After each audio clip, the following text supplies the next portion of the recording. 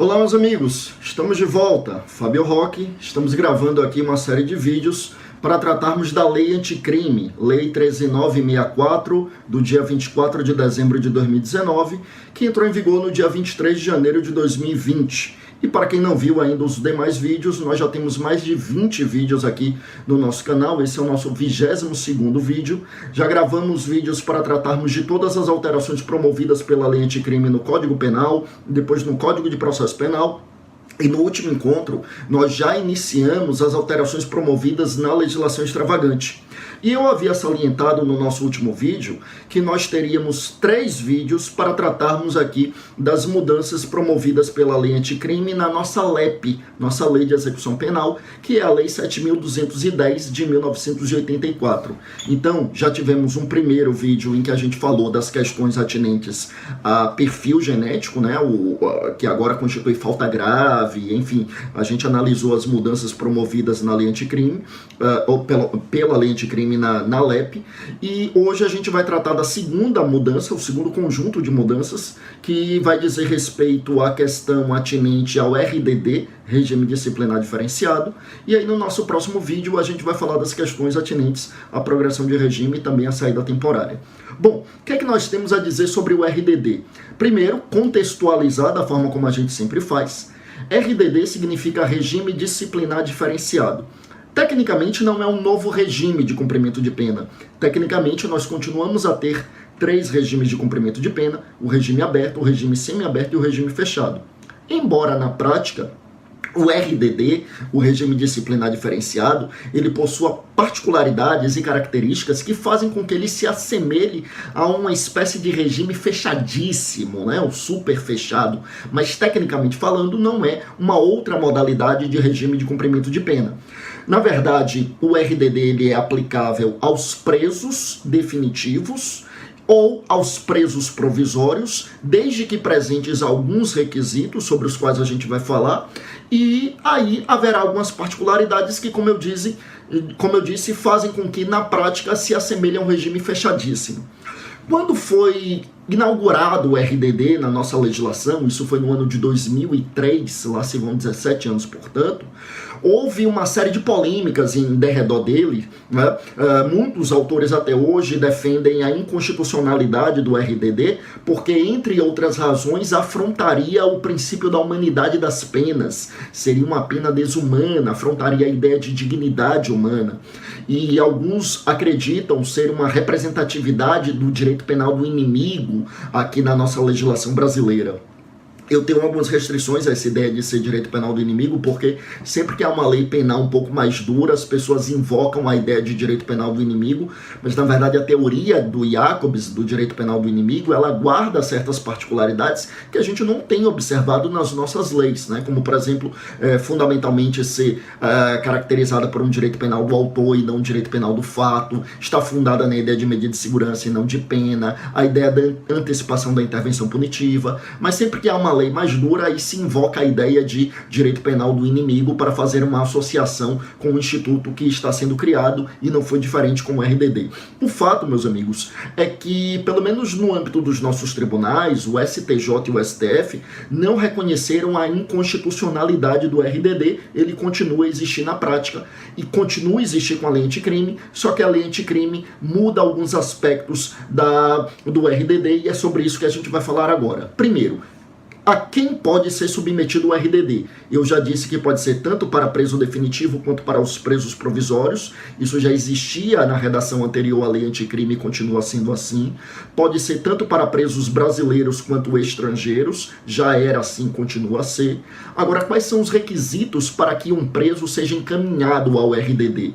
Meus amigos, o preso pode ir para o RDD em 3 casos. Primeiro caso é quando esse preso, repito, brasileiro ou estrangeiro, preso condenado ou preso provisório, quando ele comete um crime, esse crime doloso, caracteriza uma falta grave que provoca uma subversão da ordem ou disciplinas internas do estabelecimento penal. Então, repito, é um preso que comete um crime doloso, e esse crime doloso constitui uma falta grave que provoca a subversão da ordem ou da disciplina internas do estabelecimento penal. tá? Essa é a primeira hipótese em que o sujeito pode ir para o RDD. Neste caso, o RDD terá um prazo de duração de até 2 anos. Nesse primeiro caso, o prazo de duração é de até 2 anos, sem prejuízo de haver nova decretação de RDD, caso ocorra nova falta grave. Veja que nesta primeira hipótese de RDD, não há uma prorrogação se não houver nova falta disciplinar de natureza grave. Tá? Então essa é a primeira hipótese, e aqui eu já tenho uma primeira mudança promovida pela lei anticrime. Porque antes da lei anticrime, o prazo do RDD era de até 360 dias, cabendo prorrogação, desde que essa prorrogação não ultrapassasse 1/6 da pena. Não temos mais esse limite de 1/6 da pena, e agora a pena não é... o RDD ele é decretado por um prazo de até 2 anos, e a prorrogação nessa primeira hipótese só se ocorrer nova falta disciplinar, tá? De natureza grave, evidentemente.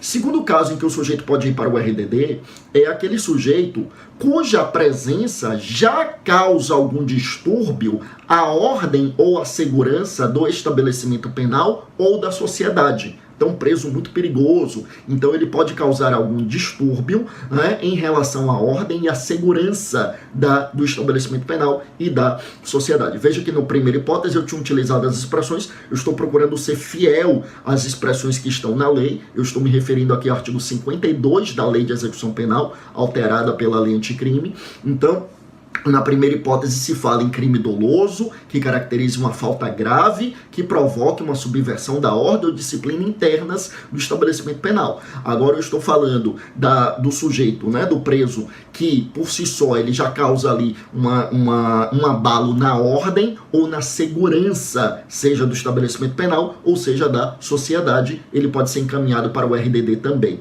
E o terceiro caso, meus amigos, é quando há fortes indícios de participação, né, ali em relação à organização criminosa, associação criminosa ou milícia. Organização criminosa, associação criminosa ou milícia. E com uma particularidade, é que se for o líder desses grupos, ou não é líder desses grupos, mas tem atuação em mais de uma unidade da federação, obrigatoriamente esse RDD será em um presídio federal. Olha que não existia essa obrigatoriedade na lei. Agora nós temos. Então, terceira hipótese em que cabe RDD é quando o sujeito tem ali, quando existe ali indícios de participação ou de atividade em organização criminosa, em associação criminosa ou em milícia. Sendo que, eu repito, se for líder desses grupos ou tiver atuação em mais de uma unidade da federação, obrigatoriamente em presídio federal, tá? E nesses dois últimos casos de RDD, o RDD pode ser prorrogado por 1 ano, sucessivas vezes por 1 ano, desde que ainda se encontrem presentes esses requisitos que autorizam o RDD, tá? Então, na primeira hipótese de RDD, prazo de até 2 anos, e caberia a prorrogação com nova falta disciplinar. Nas outras duas hipóteses, cabem aí sucessivas prorrogações pelo prazo de 1 ano, desde que ainda presentes os requisitos que nós mencionamos aqui, tá bom? E quais as características do RDD? Olha, no RDD, primeiro o sujeito vai ser recolhido a uma cela individual. Isso já existia antes da lei anticrime. Segundo, ficou mais restrito o direito de visita dele. Antes ele tinha direito a visitas semanais de até 2 pessoas por 2 horas. Agora as visitas são quinzenais e também de até 2 pessoas por um lapso de tempo de até 2 horas. Agora está claro na lei que essas visitas não poderá ter contato físico. Então será necessário que se crie ali uma estrutura para que o sujeito possa ver a visita, possa falar com a visita, mas que haja uma barreira ali. A gente vê muito isso em filmes e seriados norte-americanos, né? Tem aquela barreira de vidro em que o sujeito conversa por telefone. No RDD precisa ser assim, ele não pode ter contato físico com a visita, não pode ter espaço para que a visita passe algum objeto ou instrumento para ele, tá? Outro ponto, no RDD as conversas são todas monitoradas, salvo, evidentemente, a conversa do preso com o seu defensor. Então a conversa dele ali com a esposa, com o marido, com os filhos, familiares, todas monitoradas, só não serão monitoradas, evidentemente, a conversa com os defensores, porque isso violaria primeiro a prerrogativa profissional do advogado, que é importantíssimo, e ainda, evidentemente, violaria o direito de defesa, que é um dos pilares do regime democrático. Então, a conversa com o defensor, essa não pode ser monitorada. Claro, só poderia ser monitorada se houvesse indício de participação do defensor na atividade criminosa, mas não o defensor realmente fazendo o trabalho de defensor, aí não dá para ser. Também monitoração das correspondências do preso que se encontra no RDD. E por fim, uma última característica, no RDD, meus amigos, ele tem direito a banho de sol por até 2 horas diariamente, e esse banho de sol pode ser em grupos de até 4 pessoas, desde que não sejam pessoas do mesmo grupo criminoso. Tá? Então essas, eu repito, as características do RDD, o regime disciplinar diferenciado.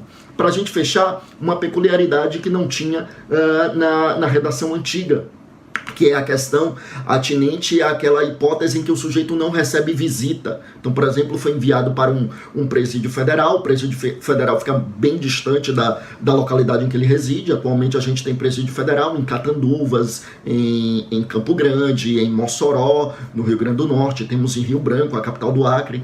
Então, imagina que o sujeito mora em uma outra unidade da federação e para os familiares fica muito difícil visitá-lo. Aí agora a lei previu que, se no lapso de 6 meses ele não receber visitas, aí poderá haver uma autorização judicial para que ele tenha um contato telefônico com seus familiares, também a cada 15 dias, por um lapso de tempo de até 10 minutos, e essa conversa também totalmente monitorada, só não seria monitorada, eu repito, se fosse conversa com o seu defensor, que aí é presencialmente, aí não é por telefone, tá bom? Então, meus amigos, essas as características do RDD. Vejam que o RDD ficou ainda mais rigoroso do que era antes da lei anticrime. Então, se já havia críticas em relação ao RDD, porque muitos afirmavam haver uma afronta à dignidade humana, agora serão reforçadas as críticas doutrinárias.